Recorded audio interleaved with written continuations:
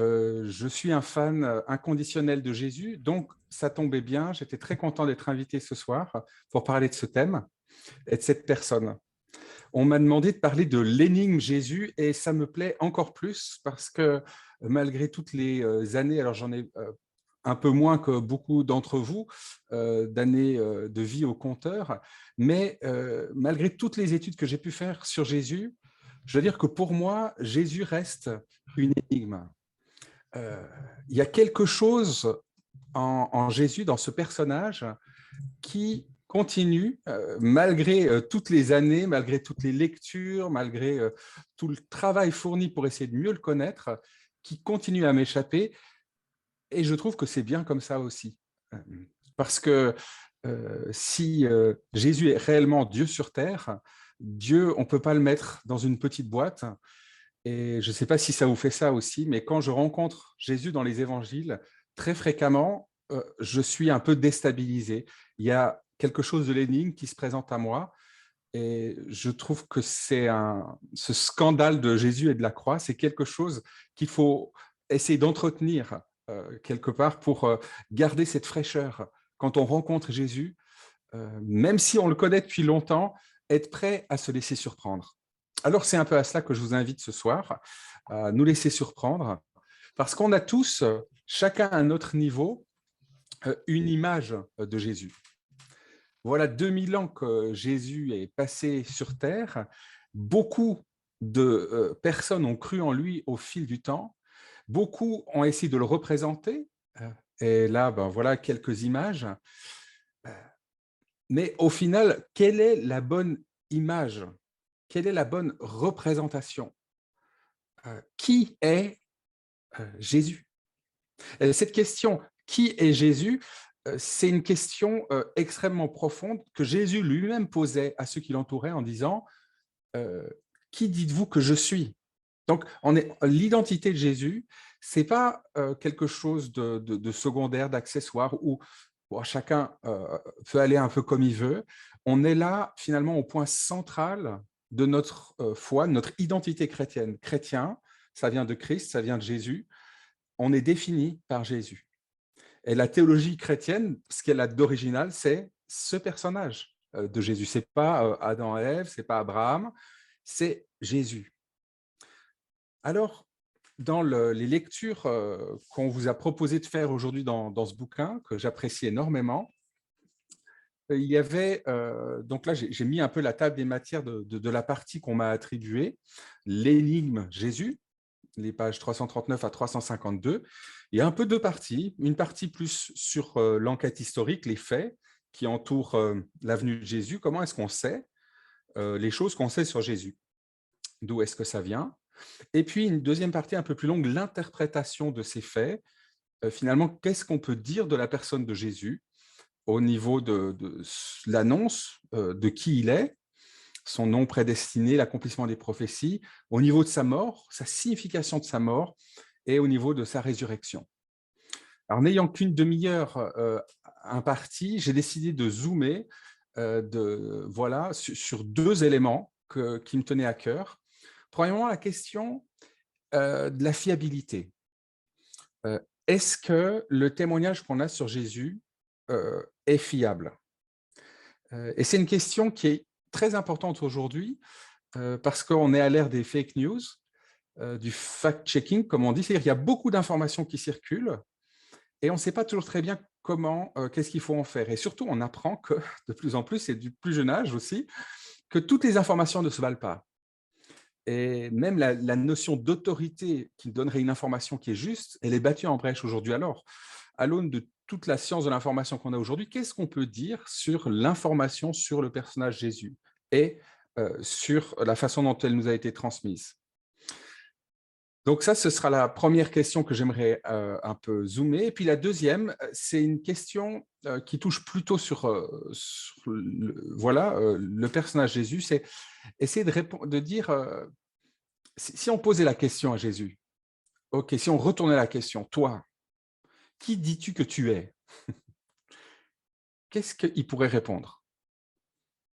Et j'aimerais nous emmener là un petit peu au travers de l'identité, toujours la question qui est Jésus, hein, cette énigme, comment est-ce que Jésus lui-même répond à cette énigme ou pas dans les évangiles. C'est bon pour vous? Vous êtes parés? On y va? On se lance? Excellent. Alors, première question, est-ce que le témoignage qu'on a de Jésus, est-ce qu'il est fiable? Alors, comme je l'ai dit avant, il y a pas mal de... Aujourd'hui, on étudie pas mal l'information et surtout comment les informations nous viennent.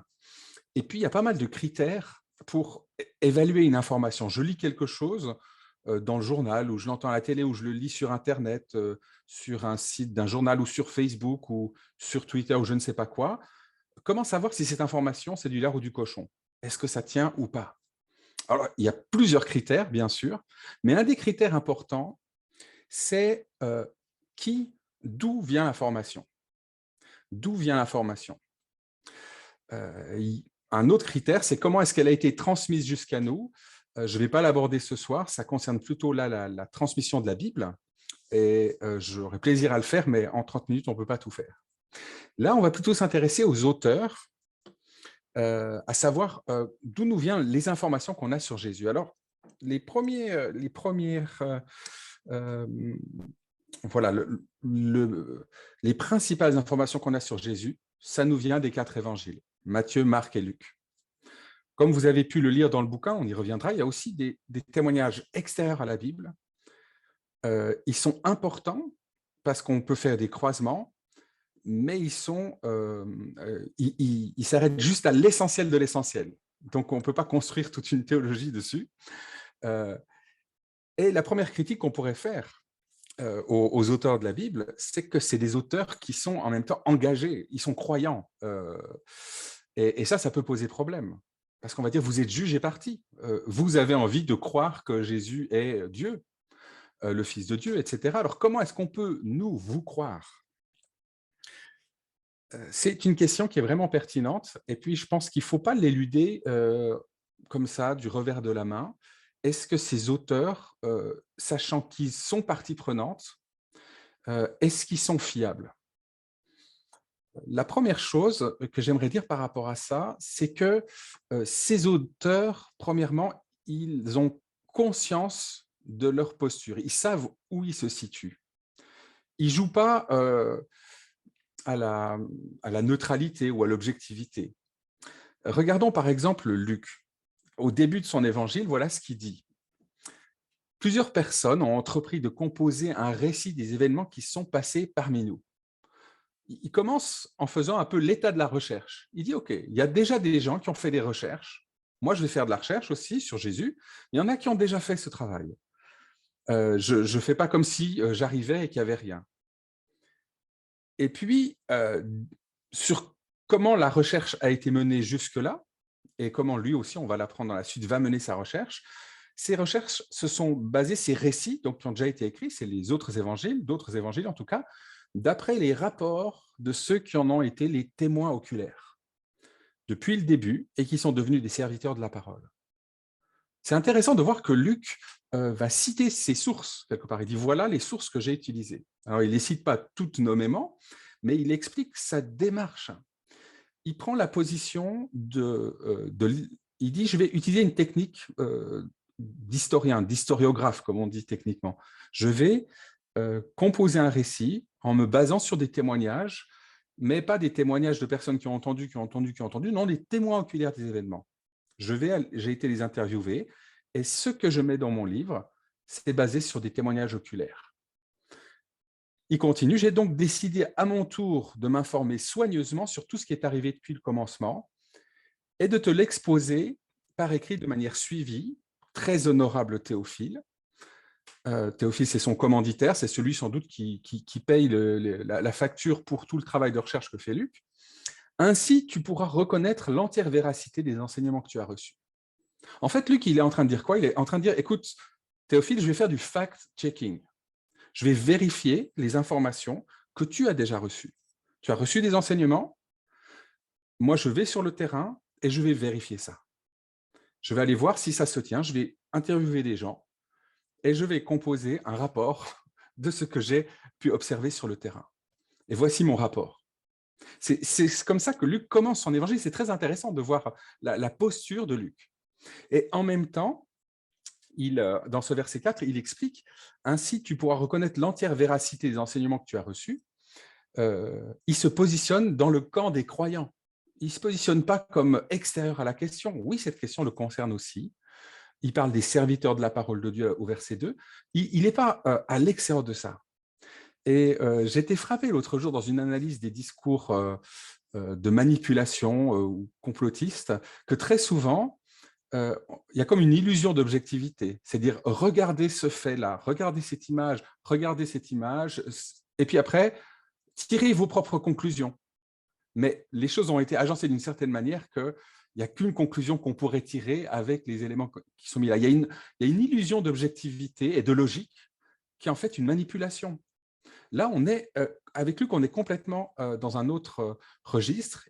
Il est transparent, il dit voilà ce que je fais, voilà pourquoi je le fais, voilà comment je le fais. Et je trouve que cette posture, en plus, dans un livre de l'Antiquité, est vraiment remarquable. Un autre évangéliste, Jean, à la fin de son évangile, explique aussi sa démarche. Il dit, voilà, dans mon livre, j'ai sélectionné, je n'ai pas tout raconté. Jésus a accompli sous les yeux de ses disciples encore beaucoup d'autres signes miraculeux qui n'ont pas été rapportés dans ce livre. J'ai fait un choix. Mais pourquoi est-ce que j'ai fait ce choix? Ce qui s'y trouve a été écrit pour que vous croyiez que Jésus est le Christ, le Fils de Dieu, et qu'en croyant, vous possédiez la vie en son nom. J'aime aussi beaucoup cette démarche de Jean qui explique tout simplement sa démarche. Il est transparent, il n'est pas en train de dire oh, moi je dis ça, je dis rien, tirez vos propres conclusions. Non, moi je me situe là, j'ai fait une sélection dans les événements que j'ai rapportés pour que vous croyiez. D'avoir des auteurs qui soient engagés ou passionnés de leur sujet, ce n'est pas quelque chose de très étrange. C'est rare d'avoir une personne qui n'aime pas du tout le vélo écrire tout un livre sur le vélo, à moins qu'il écrit sa haine du vélo, ou je ne sais pas, mais en général, on écrit sur ce qui nous passionne. Si on aime la pêche, enfin, le gars qui écrit un livre sur la pêche, il est sans doute passionné de pêche. Donc, quelqu'un qui écrit un bouquin sur Jésus, surtout à l'époque, qu'écrire un livre, ça demande d'autres conditions qu'aujourd'hui. Les supports pour écrire sont beaucoup plus onéreux. On recopie tout à la main pour diffuser le livre. Donc, un livre, c'est extrêmement précieux. Et quand on compare le nombre de textes qu'on a sur Jésus, c'est à peu près le même nombre que les textes des biographies qui ont été écrites pour les empereurs à l'époque. Donc, c'est dire que le gars était vraiment passionnant pour les gens qui ont voulu écrire sur lui. Donc, des auteurs qui soient engagés sur le sujet, c'est un peu normal pour un sujet. Mais ce que je trouve exemplaire pour eux, c'est de montrer comment, de manière transparente, où est-ce qu'ils se situent, pourquoi et comment ils l'ont fait. Un deuxième critère important pour tester une information, c'est de savoir est-ce qu'il y a plusieurs sources qui sont concordantes. Luc nous dit déjà qu'il y a différentes sources qui existent. Hein. Il dit qu'il y a déjà d'autres qui ont écrit avant moi. Donc, il ne dit pas j'ai tout écrit, il n'y a que moi. Non, il y en a d'autres aussi. Donc, il y a plusieurs sources. Et puis, quand on regarde les évangiles eux-mêmes, on peut dire qu'il y a au moins 2 sources. On pourrait dire qu'il y a 4 sources parce qu'il y a 4 évangiles. Mais en regardant de plus près, on se rend compte que les 4 premiers évangiles, Matthieu, Marc et Luc, sont assez proches. Luc et Matthieu ont pas mal de choses originales qu'on ne trouve pas dans Marc. Mais Marc, il n'y a pas beaucoup de choses dans Marc qui ne se trouvent pas chez Matthieu et chez Luc. Donc, en général, on appelle ces 3 évangiles les évangiles synoptiques. Ils ont beaucoup de matériel, entre guillemets, en commun. On pourrait dire on pourrait les considérer comme une source. Mais à côté de cette source synoptique, il y a un autre évangile, l'évangile de Jean, qui est différent, et là, qui est reconnu par tous comme très différent. Il reprend quelques éléments clés, des miracles très importants, multiplication des pains, marche sur l'eau, le procès de Jésus, sa mort et sa résurrection. Ces éléments clés sont présents, mais il y a beaucoup d'autres choses qui ne sont pas présentes dans les évangiles synoptiques. Mais qu'est-ce que ça veut dire? Ça veut dire que pour un personnage antique, on a 2 sources principales différentes, indépendantes, qui racontent la même histoire. Il n'y a pas beaucoup d'événements de l'Antiquité pour lesquels on a autant de sources, surtout pour un prédicateur galiléen qui est mort crucifié. Pour des empereurs, peut-être, là on aurait peut-être 2 sources, ou peut-être 3 sources. Mais la majorité des événements historiques, on n'a qu'une seule source, qu'un gars qui a raconté ça un jour. Donc en termes de qualité historiographique, on est à un assez bon niveau. Et quand on compare ces différentes sources entre elles, on se rend compte qu'il y a beaucoup de correspondances. Il y a certains endroits où il y a des tensions, qu'on appelle parfois les contradictions. Je ne pense pas qu'on puisse les qualifier de contradictions parce que quand on les analyse un peu plus à fond, on se rend compte que souvent, en appliquant un peu de logique, on arrive à trouver des solutions.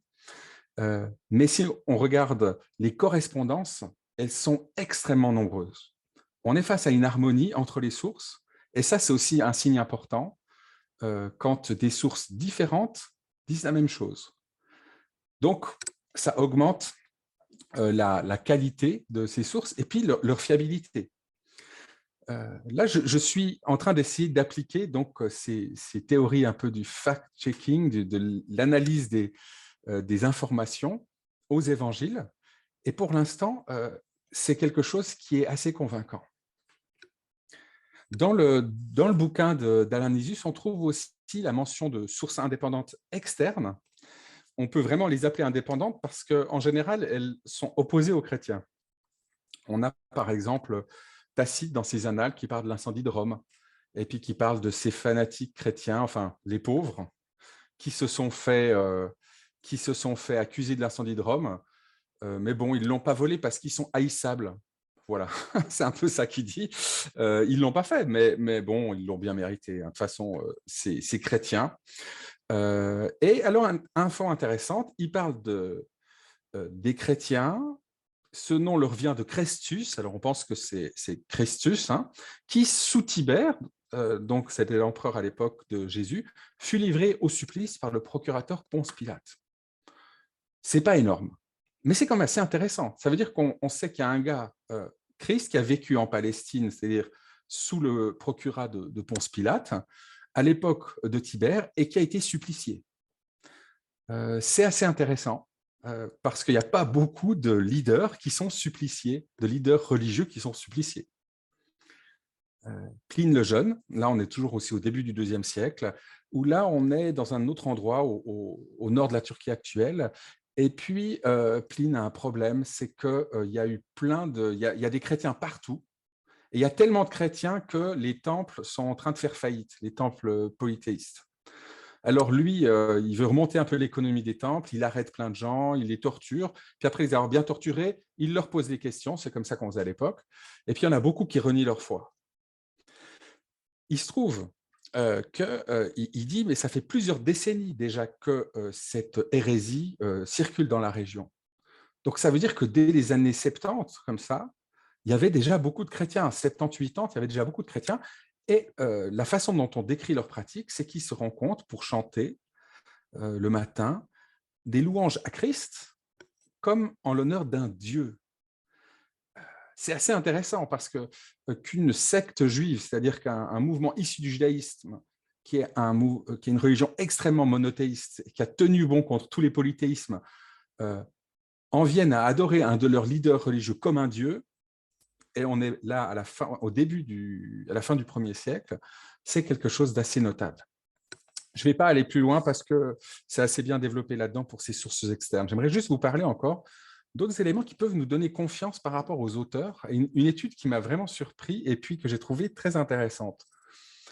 Est-ce que les auteurs des évangiles sont des bons auteurs? Est-ce qu'ils font le job? Est-ce qu'ils fournissent?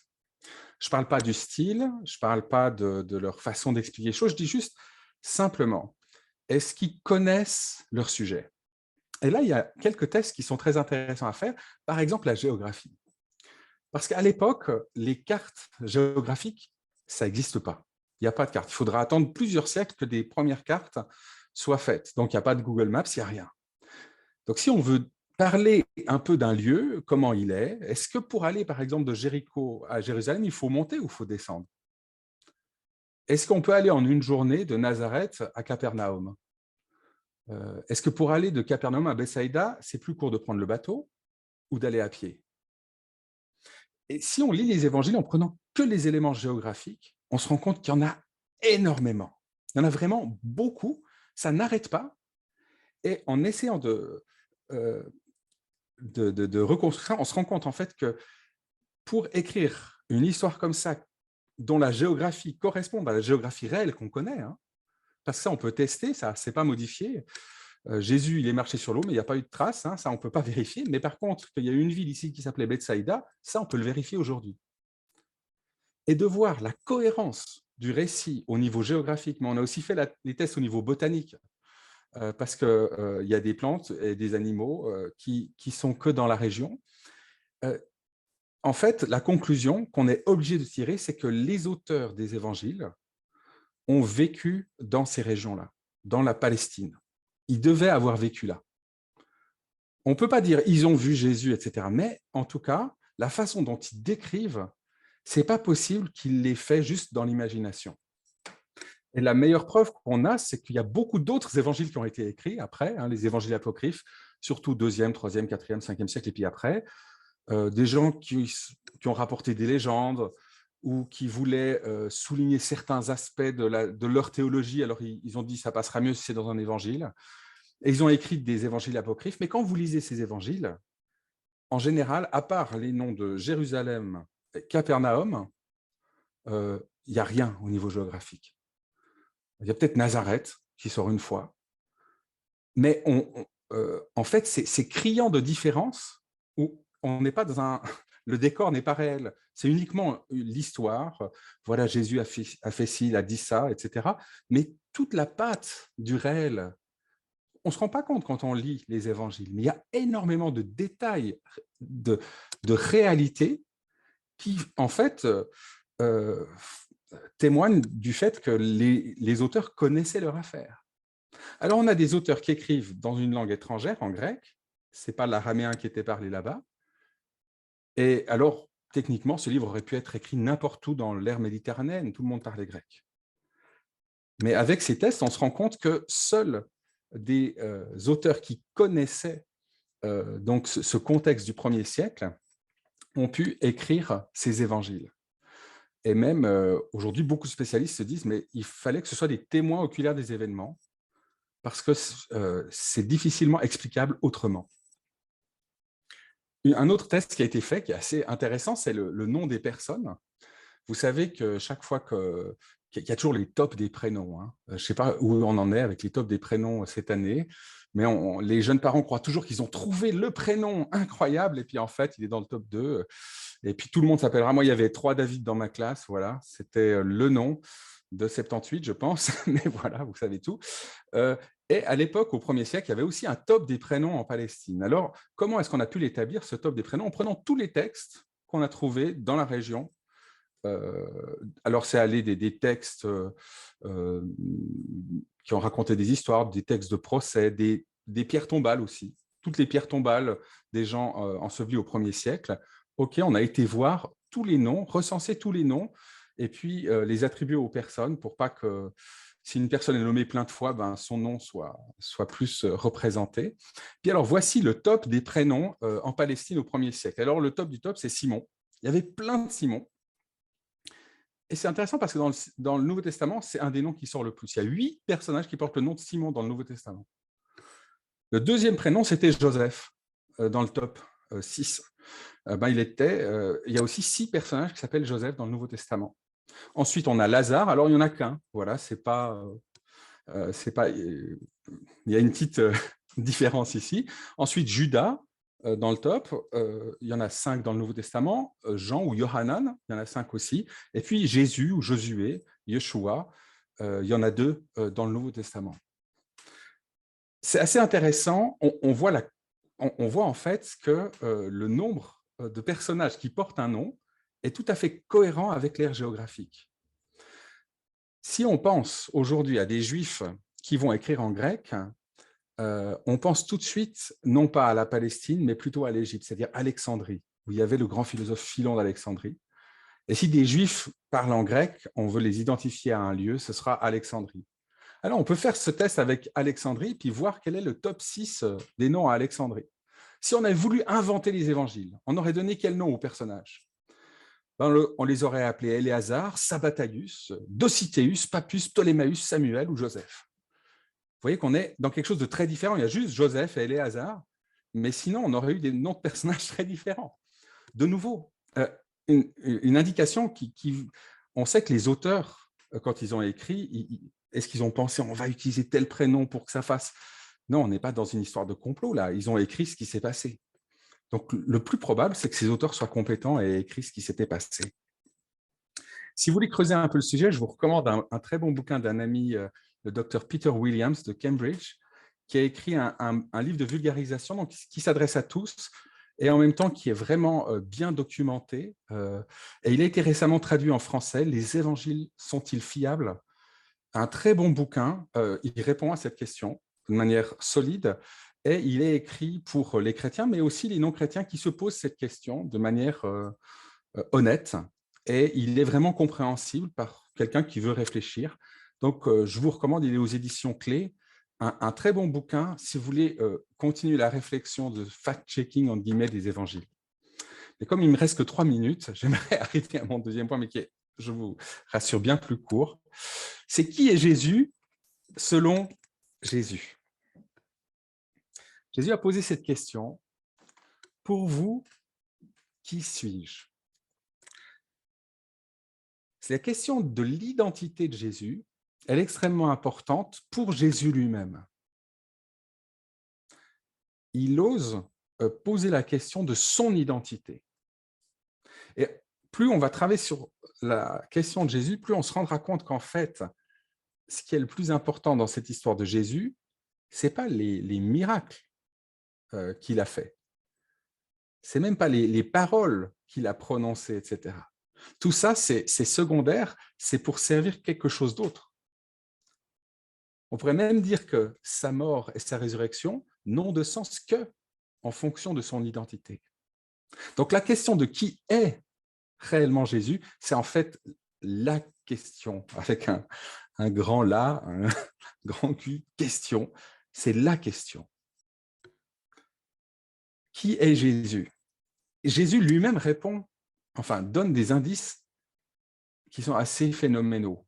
Si on essaye, je vous demande juste d'essayer d'entendre ces paroles comme si elles étaient prononcées par quelqu'un d'autre que vous rencontrez, quelqu'un qui, on te dit, ah, écoute, c'est quelqu'un de bien, là, il parle bien, voilà, il y a quelque chose qui émane de lui, viens l'écouter. Vous allez vers lui, et puis il vous dit, le ciel et la terre passeront. Ah, mais oui, ça c'est vrai. Mais mes paroles ne passeront pas. Ouais, c'est peut-être un peu gonflé. Dire, les paroles de Dieu ne passeront pas, d'accord. La Torah, la Bible, oui, mais mes paroles. Quelle arrogance, quelle prétention. Il va dire, moi et Dieu, nous sommes un. Et il ne va pas dire, on est tous un, etc. Non, non, moi et vous, c'est différent. Moi et Dieu, on est un, pas vous.